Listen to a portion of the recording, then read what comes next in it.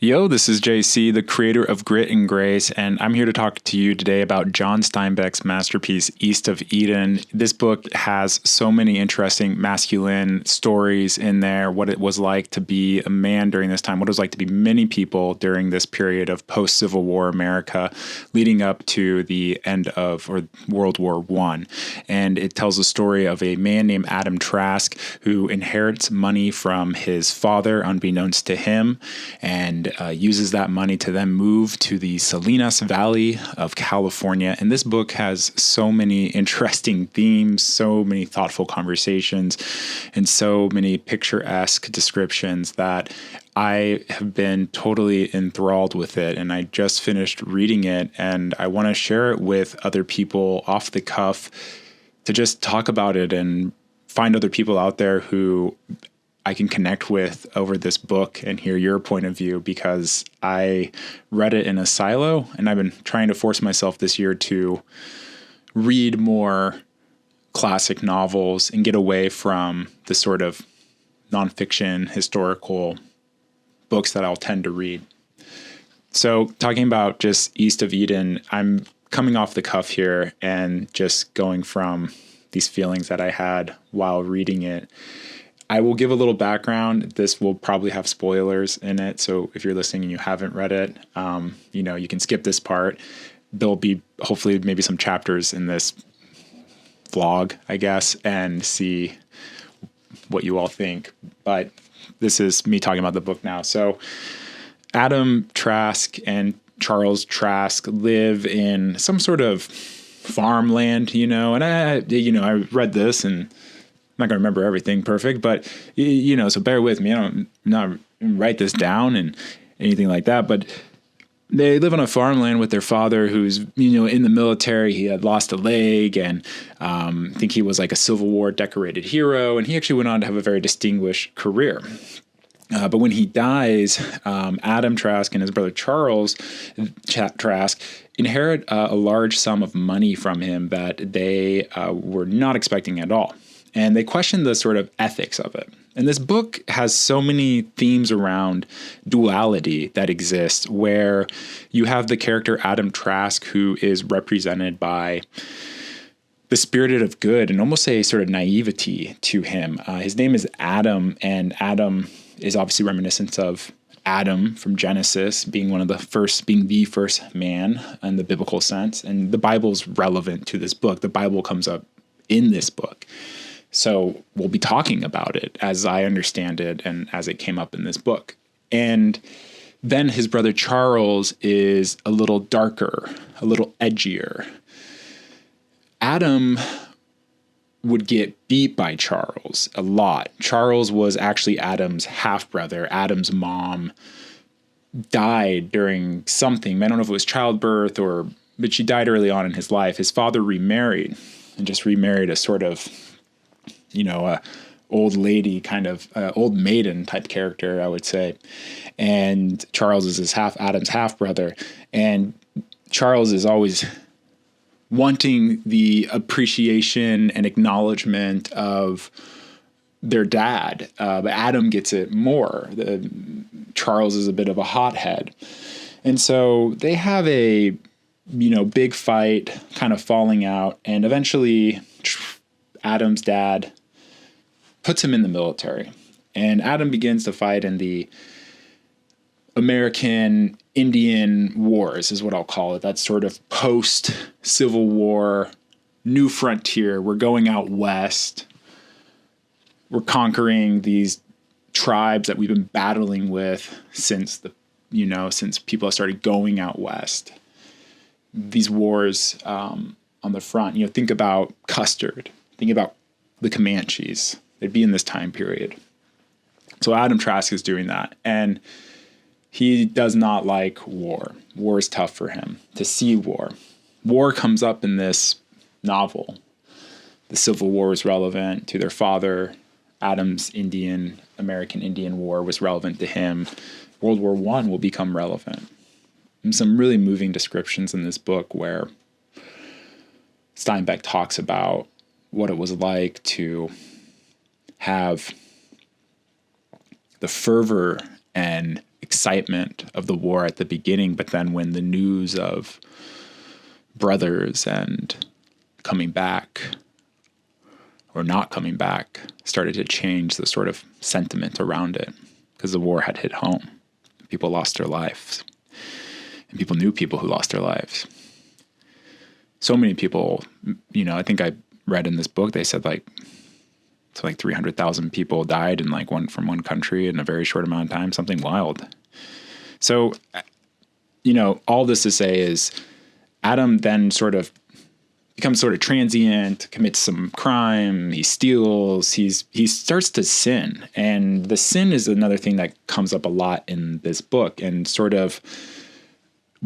where does sin come from? And this book, these characters in this book take sort of a variety of stances. And there's this amazing character who anyone who's read this book has to love, Lee. Lee is the Chinese worker, house servant of Adam. And you have to just really, he's an intellectual, and he lives a very simple life, but he's the smartest guy in the room, very well researched.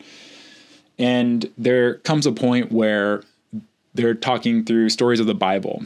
Lee, this other guy, I think his name's Sam Wilson.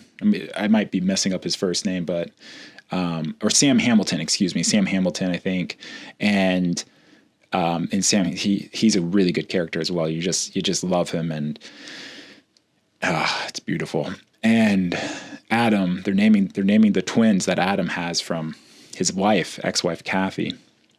Or not ex-wife, they still technically are together. And there's so much on that. And they start talking through the choice to sin and where does that come from. So in this book, again, I talk about the duality. So it's like Adam also has this girl, Kathy, and Kathy is a sociopath, essentially. She is vicious, she manipulates, and she enjoys it. And she runs into a situation, and Adam finds her in this situation. He brings her back to his house that he's staying with his brother post-war, post being abandoned, etc., escaping prison, all these crazy things. And she's there, and he falls in love with her because that's her thing, is like she's just irresistible. And within that, she ends up leaving him after giving birth to twins. And it's like questionable whether or not that's even his kids, because she also does some other things. And so Kathy, who later becomes Kate, again, there's spoilers in here, so sorry. She represents this pure evil, this sort of, where does it even come from? And it's unclear in the book, there's a little bit of like background on her, who she is, but it's sort of like, whoa, where does this sort of evil come from? The vicious evil, the darkness that we know is really only a small percentage of people, of us. But it's the things that we hear about the most heinous acts of our society and what individuals can do.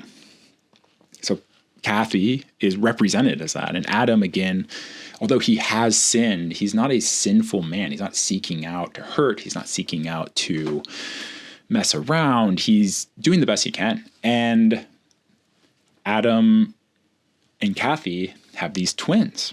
And Adam is depressed because Kathy leaves him after these twins go. And he's in a depression for a long time. And eventually, Sam Hamilton comes and gives him an awakening. And him and Lee sit there and they name the kids Caleb, and the other brother's name will come to me. And those who know are probably internally screaming in their head of like, how can you not remember Aaron's name, Aaron? So Caleb and Aaron are the names that they choose, both biblical names. And Caleb and Aaron as well grow up in this duality of Caleb inheriting this sort of sinful nature of his mother, while Aaron sort of had the Adam prestige and notoriety, I suppose. And this impacts Caleb and Adam's ability to interact with the world, or at least the ability to be seen. They also, they don't really know about their mom. And that becomes a big big aspect of the last book of here. And Aaron gets most of the attention. Caleb doesn't really get the attention. So all these things kind of play with it. And Caleb has these urges that come up that are basically like sinful urges that come up. And he does a sinful activity. You know, he goes to the whorehouse. He, does some trickery. He feels like he has to, hold himself back. And he's dealing with this internal battle for the whole book. And he is put up with the sort of choice of sin in front of him, because for himself, there's a sort of free will that exists. Some people are kind of cut on the path and get to go on their path. Adam or Aaron is sort of like that, where it's like the path's laid out for him. He's going to be okay, but Caleb has to work for it and also has angry thoughts and doesn't know if he should act on it. And so when they're naming Caleb and Aaron, Lee brings up this word Timshel, I'm probably saying it wrong. And it's supposed to be like some kind of Hebrew word, I believe. And that is a word meaning thou mayest. And it comes from the Bible when talking about the sort of proof of sin and where it comes. Is it inherently in us or not? And it's sort of like this thing of, and I can't remember the whole story, and those who know more about the Bible than I do, please chime in on the comments here. But it's like a story where basically God's just kind of like, here's the world now. You guys messed up paradise, but here's the world now. And thou mayest choose to sin, or thou may not. So it presents the aspect of sins as being more in our control and more empowering to not feel so attached to the outcome because of these maybe thoughts that are occurring, or maybe some people feel bad because they have sinned or they've done bad things. It just is the reminder that like you get to choose that. So you can choose that at one point in your life, or you can choose it at a different point in your life. And so this theme is just present throughout the book. And the characters exemplify it, and they go through these various hardships and sort of social standings.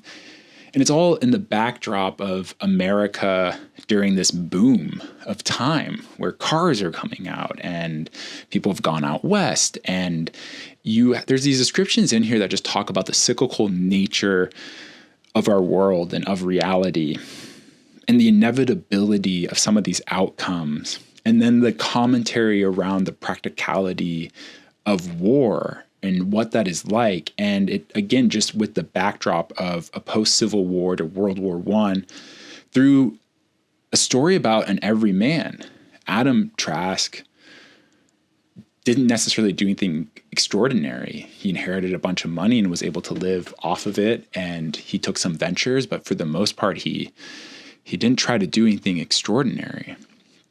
And so we get to hear the sort of layman view with a little lens of luck, I suppose, of what the world was like during that time. And then you have the characters like the Hamiltons and Lee and Kathy and, talking about the prostitution houses and the choice to do.